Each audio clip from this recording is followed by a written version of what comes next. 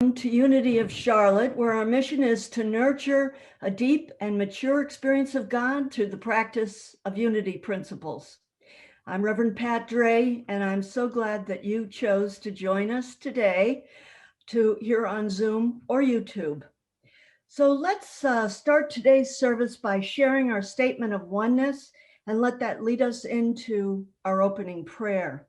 So let's say together, there is one presence and one power in my life and the universe, God, the good omnipotence.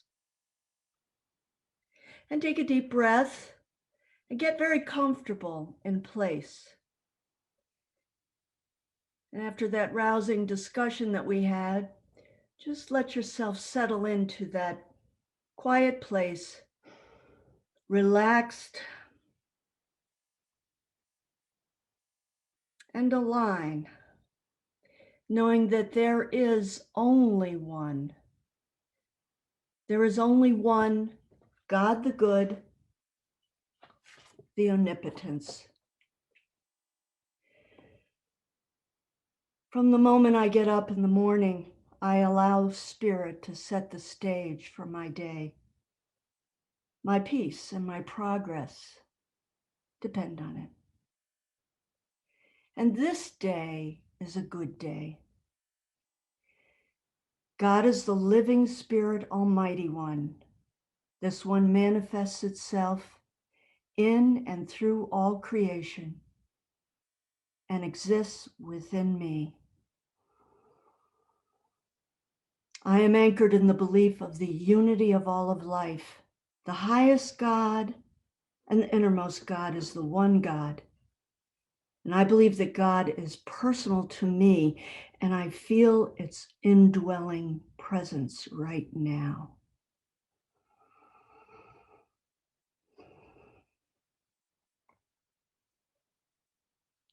The eternal goodness, the eternal loving kindness, and the eternal givingness of life is available to me and to each and every one.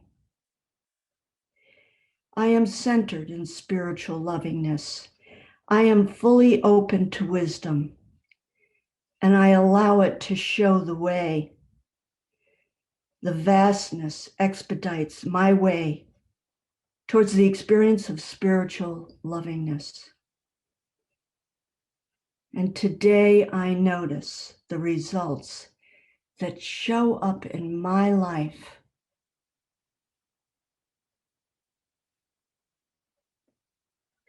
I give permission and allow myself to be in a state of love. As I move deeply into this understanding of what I am, I become aware of this gift and of Source taking hold in my life.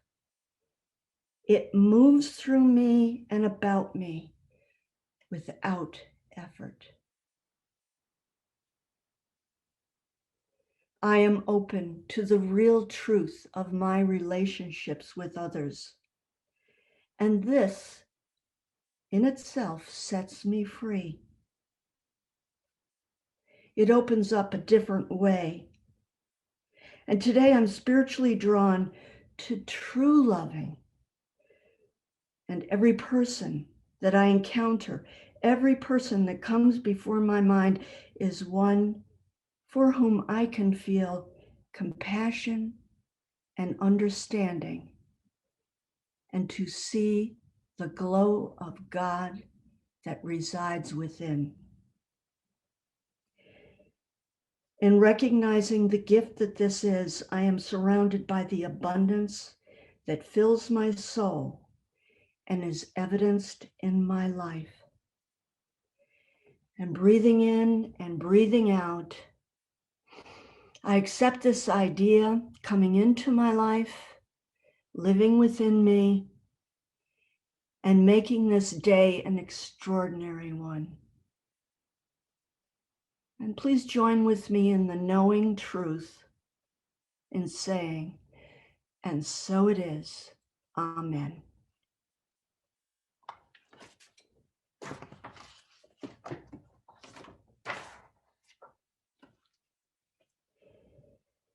We are very glad to have you with us today, joining us on Zoom or on YouTube. And we're grateful for the community that is called Unity of Charlotte and all of you bright lights with us today for this marvelous message. We do look forward to getting together soon. I hope that all of you are staying safe and healthy and getting your vaccines and knowing that goodness lies in 2021. We are opening up again, both within from this experience of 2020 and within the year that we experience here as 2021. And so we're having a lot of activities in these upcoming Sundays that are going to, that you are invited to, and we will love to have you there. And you will know that we are in readiness to get together face to face. But these Zoom invitations are going to be terrific and wonderful. If you know of anyone who is in need of prayer, please, like so many, click on our website for prayer. It is our joy, it is our pleasure to pray for you, whatever your intention or your need is. And always available to you is the Unity website. Just dial 800 NOW PRAY for a personal affirmative prayer. And for our announcements today, I'm going to start out with the announcement that is for next week. I believe that's March 7th. And what you need to know is your voice is needed. Anyone who has been part of Unity in the past and the present, joining us early on, is invited to participate and partner in leading and supporting a vision of the mission-centric church. So please join with us in a series of co-creative dialogues and let us hear from you. Next week, it's right after service, so stay tuned. It'll be at 10:30 a.m. Just stay on the link after the church service. And our mission-centric leadership circle, Barbara Rolfe, is going to be leading that session, and she'll be joined by Horace Bush, who've been doing a lot of preparation for this really for a long time, for years, as a matter of fact. But now we are connecting with our Unity group to have an open discussion and a co-creative experience. So I really look forward to next week. Long in the making and long awaited. Thank you, Barbara. We have a lot of ongoing meetings as well. Our Course in Miracles is at 9:30 every Thursday via Zoom. And for all of these announcements, go to our calendar at the Unity of Charlotte website for the links. Ladies Who Lunch meets every third Monday of the month from 11:30 to 1 via Zoom. And that first meeting for March is March 15th. The Unity Men's Group meets at the church the second and fourth Wednesdays from 9:30 to 11 a.m. And that first meeting for March will be March 10th. We have an affirmative prayer and meditation group. It has a new time, but it'll sound familiar to many of us because it was our old time that turned out to be the best time. So do join us on Tuesday. Prayerful energy for the church, the city, and the world, and yourself, facilitated by Barbara Rolfe. Dialogue as Service is a class that is headed by Barbara. It is offered on Wednesdays, and that truly is a new time from 1 p.m. to 2:30 via Zoom. Do join us, and we'll give you a heads up when we're starting a new book so that you can know that and participate as well then. The book club is a lively book discussion. It is the Unity of Charlotte Book Club, and it is every third Sunday at 11 a.m. And that First meeting for March will be on March 21st. So those are the events. Do put your voices needed on the calendar for March 7th following service. And now it is my pleasure to announce our former board president and many decades active in Unity of Charlotte, Alan Batten. He is a fount of wisdom, has a great sense of humor, is a deep human being, and to me, a special friend over this last year with his leadership of the Board of Trustees. I told him I couldn't have had a better mentor for the job. And now to share with you his special gift, please welcome Alan Batten. Thank you, thank you, thank you. When I see that person that Pat just introduced, I'll let him know that everybody's looking after him. One of the things that we're talking about today is the dreaded F word. The dreaded F word isn't going to get our mouth washed out with soap or get us kicked off YouTube or anything like that. The dreaded F word is going to start with a video that the talented Greg James helped make, and I put together this morning. So we have some music for about 3.5 minutes. So let us pull that up, and you may have to adjust your volume on your computer. There you go.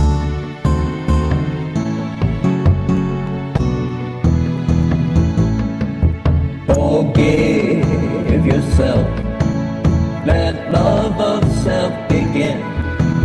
Forgive yourself, for you're the best of friends. Be like the light, pulled upward by the sun.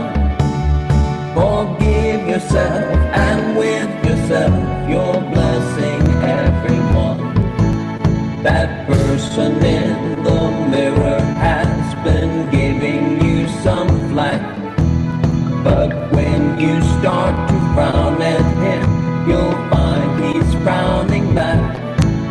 It's time that you forgive yourself for everything you do, and you will find that in your mind you're happier by two. Forgive yourself. Let love of self begin. Forgive yourself, for you're the best of friends. Be like the light, pulled upward by the sun. Forgive yourself, and with yourself you're blessing everyone.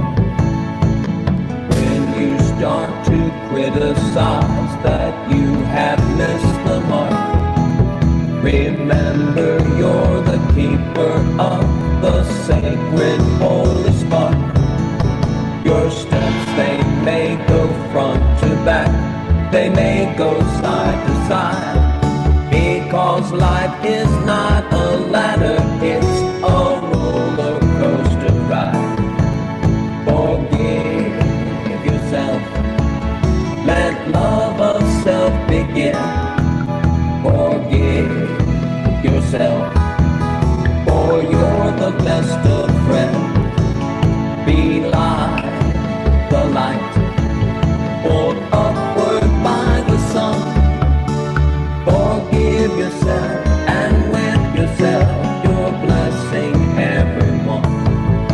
This story has a moral. This forgiveness that you found will fill the air like cinnamon and start to spread around. So remember, when you break a rule or break a shell, it's all a part of living, so just live. Forgive yourself. Forgive yourself. Let love of self begin.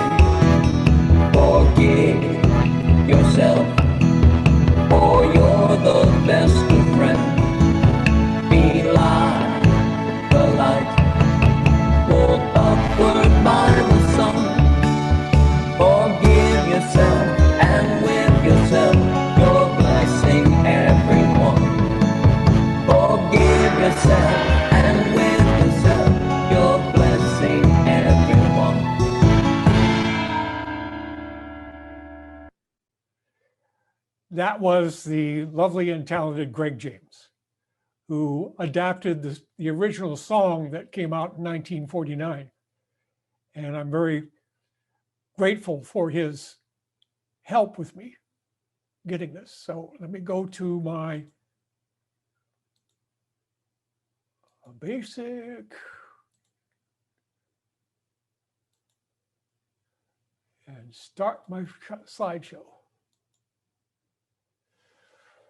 So as we're talking about the F word, you think the guy that was driving this beer truck in Germany had to encounter the F word in one way or the other? Or how about this boater that thought it would be a good idea to tie the boat up in the middle of a hurricane in the middle of the harbor? Or this guy who decided he was going to put a new air conditioner on his roof and ended up with a little more than he bargained for? Or this guy who found exactly the wrong place to park? That's what happens when you get a cat, one way or the other. Now, there's a lot of four-letter F words, and Fred Monroe, who is with us today, pulled together more than 100 of them.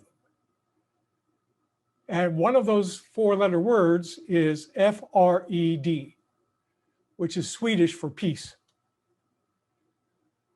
But there's also other F words. This entire list is filled with all but 3 F words. There's the word cat in there, there's the word Canadian, and there's the word spirit, which are not F words, but most everything else is an F word. Some of which, in as many times as I've been through the Reader's Digest better word building exercise, I have never heard of. Formica, I had never heard of that.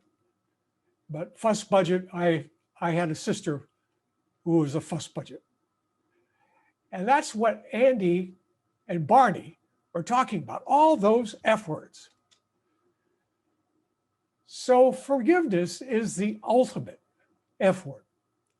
I like to say forgiveness is the WD-40 of your spiritual work, because with forgiveness, you can move forward with spiritual work like the Buddha, who said holding on to anger is like grasping a hot coal with the intent of throwing at someone else, and you are the one who gets burned.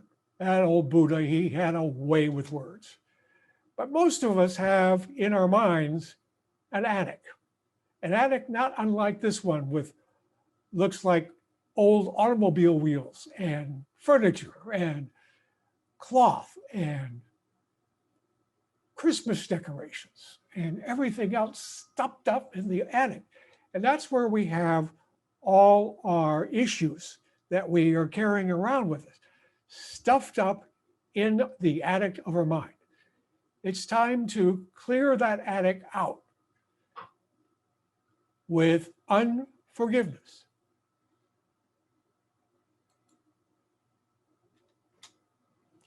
Unforgiveness is choosing to stay trapped in a jail cell of bitterness, serving time for someone else's crime. Unforgiveness is like taking poison, but expecting someone else to die.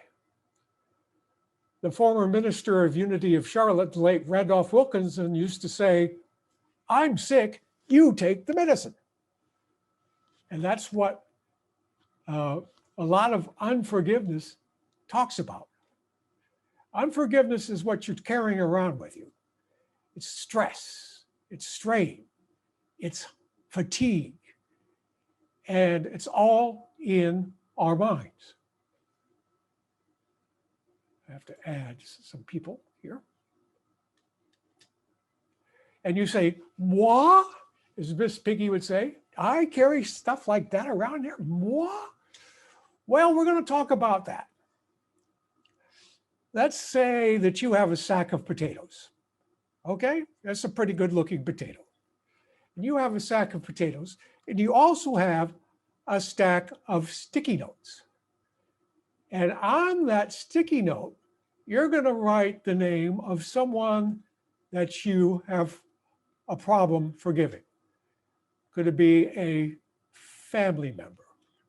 Or could it be a spouse or a former spouse? Or could it be a sibling? Or could it be a boss? Or could it be a coworker? Or could it be a parent? We're going to call this stack of sticky notes the X files. The X files are going to go on to the potatoes. So each potato is going to have one of those names on it. A family member or a former family member, a sibling, a parent, a teacher. The teacher that told me in third grade that I'd never dance, that's the teacher that's on that potato. And so take all these potatoes and put them all together in a sack and carry that sack. You're not allowed to put it down. You're not allowed to stick it away anywhere. You have to carry that sack of potatoes everywhere you go. You take it to bed. You take it to the shower. You take it outside. You take it to the store. You take it to Walmart. But you're always carrying that sack of potatoes, and they're always getting worse and worse. And the sack is getting heavier and heavier and heavier. So what happens? Well, we have forgiveness that takes place. I had somebody in one of my classes say, you know, I had some forgiveness work to do last week. I had a friend with whom I was very close at one time, and we had fallen out of touch. And I thought it was because of something I said or did or didn't do in the years past. And so I called her up very reluctantly and admitted it. And she said, what are you talking about? I have no memory of that. You're not doing anything wrong. You haven't done anything wrong. I wonder why we were distant, but let's have lunch.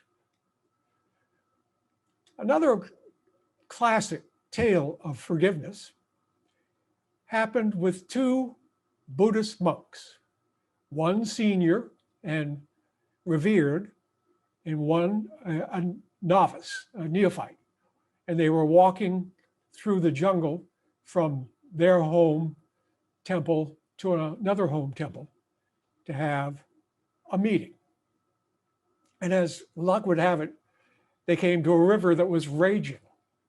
And on their side of the river was a woman who the younger monk thought was of rentable virtue.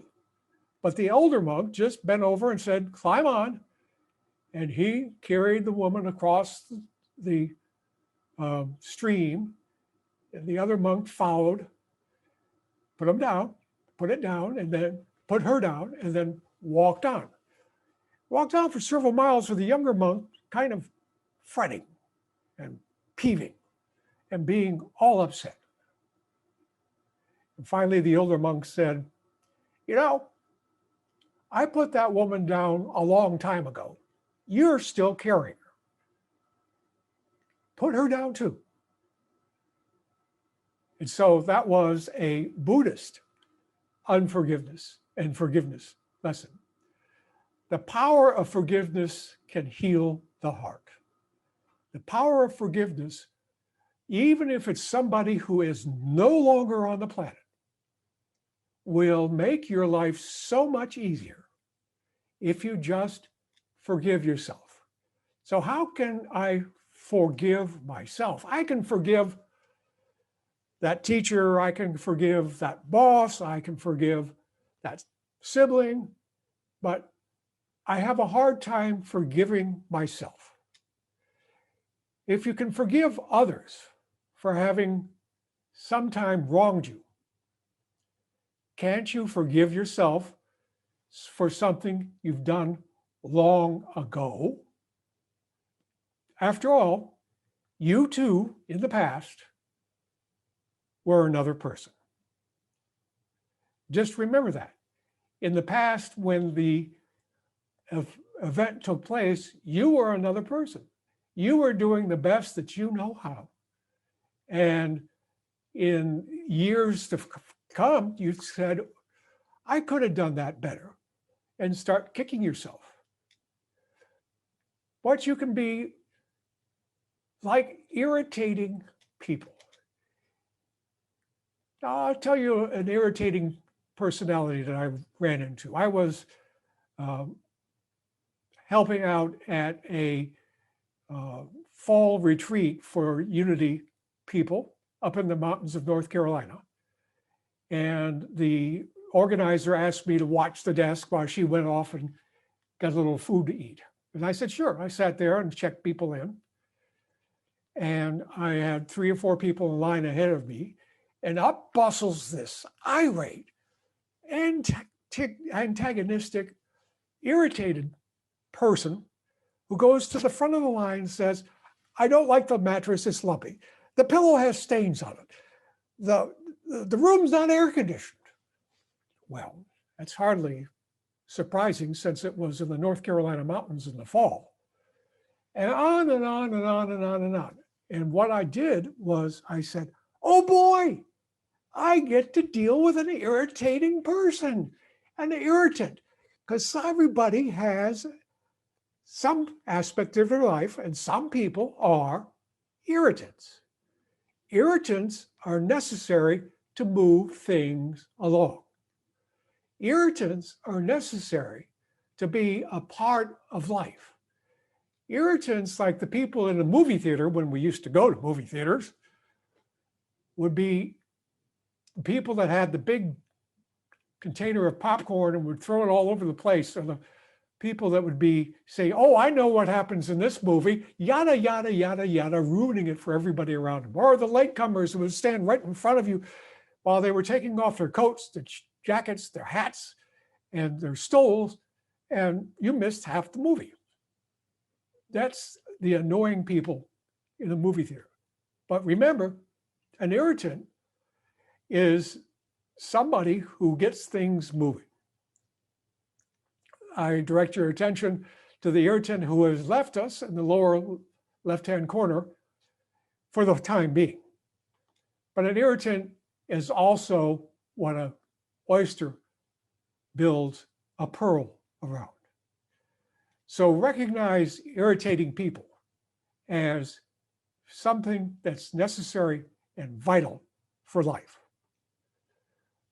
In the Bible, breaking free means dissolving unforgiveness. Romans 12:2 says, and be not conformed to this world, but be ye transformed by the renewing of your mind, that ye may prove what is that good and acceptable and the perfect will of God. The world religions all have some kind of a tradition in forgiveness. For instance, the Lord's Prayer says, forgive us our debts as we forgive the debts of others.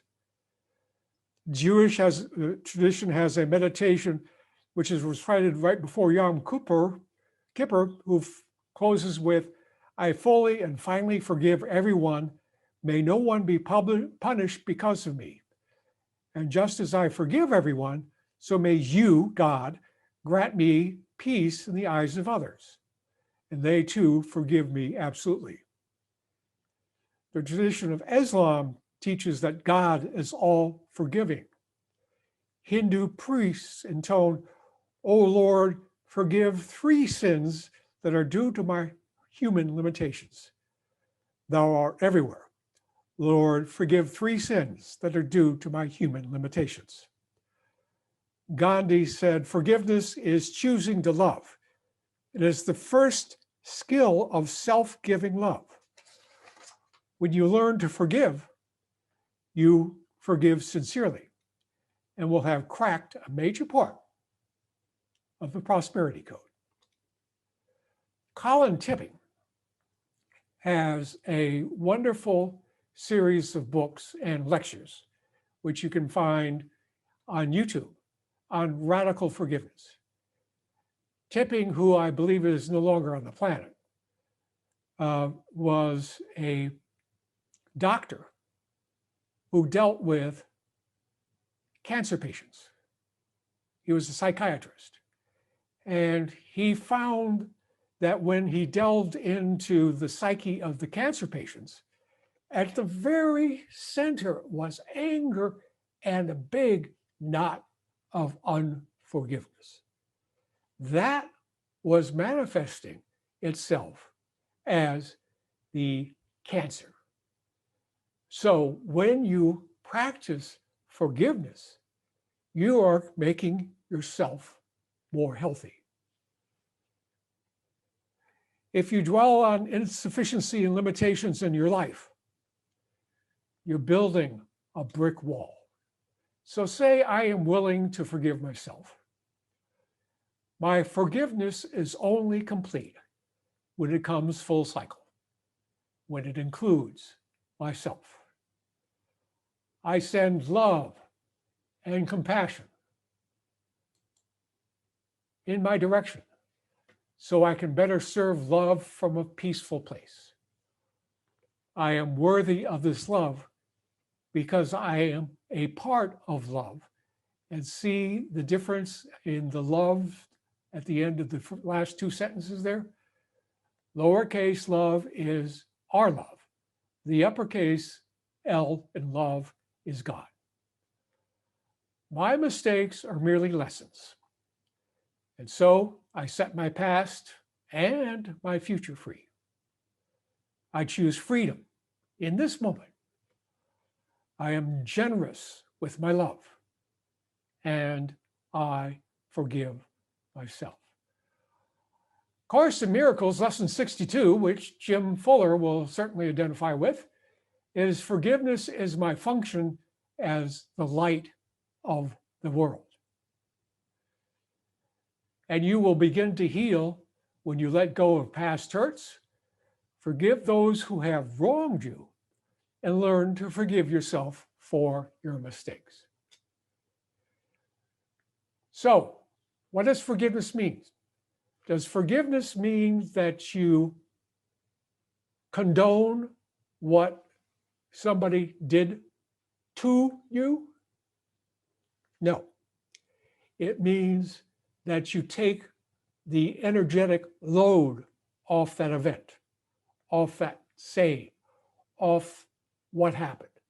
You take the energetic load of loathing and hate and hurt, and you remove it and give it to love.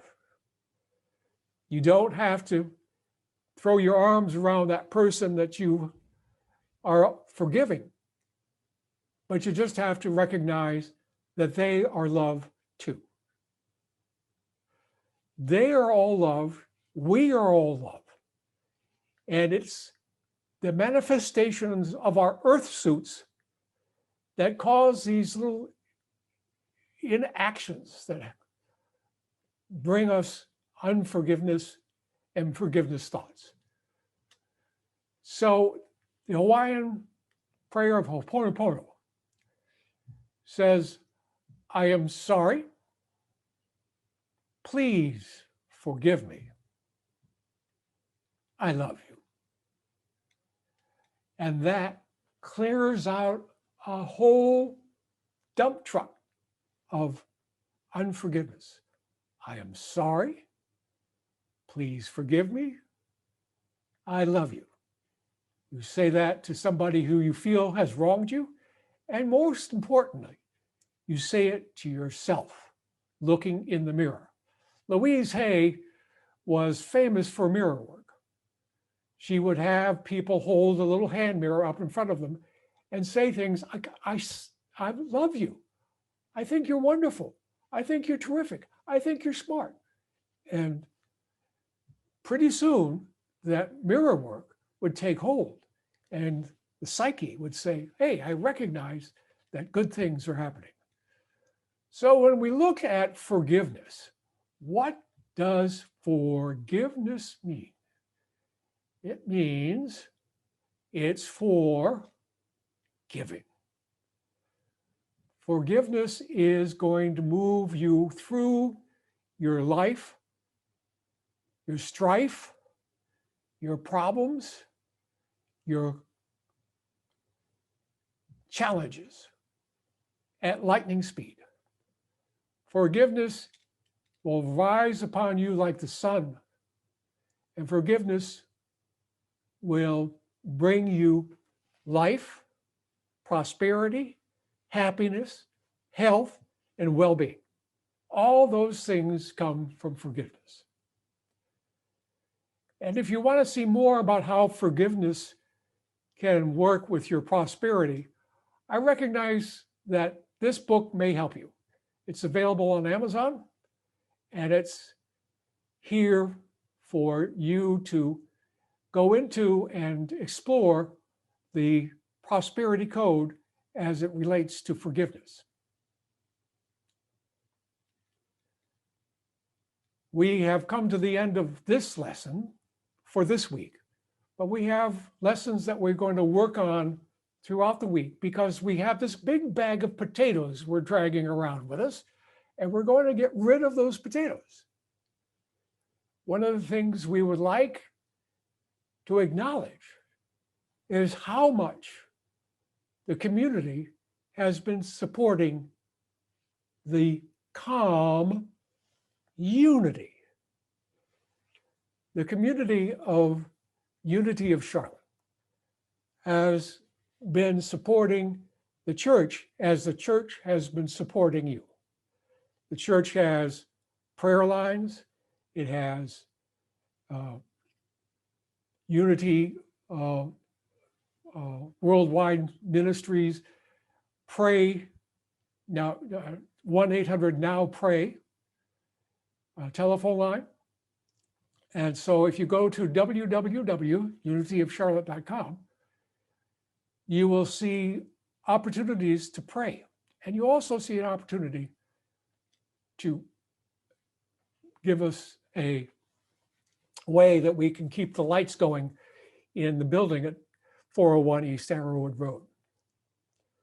Many people send their checks to the 401 East Arrowwood Road 28217 address, or they pick up their cell phone, which mine has disappeared, and go to www.unityofcharlotte.org and click on the donate button. And when you click on that donate button, you might get an email back from somebody who you recognize from this lesson. So let us take our offering, whether it's in physical form, mental form, spiritual form, and say the prosperity blessing together. Joyously, I give this gift, knowing the divine presence blesses and multiplies all that I am, all that I have, all that I give, and all that I receive. Thank you, God. And thank you, Unity of Charlotte, for your support. We'll close with our prayer of protection, which was first written in 1943 by James DeLette Freeman, who was a famous Unity minister. He wrote it for the troops because at the time he was writing it, we were at the depths of World War II, and things were not going very well. So for the Unity magazine, he wrote this prayer of protection. The light of God surrounds us. The love of God enfolds us. The power of God protects us. The presence of God watches over us. Wherever we are, God is, and all is well. I want to thank you for joining me today.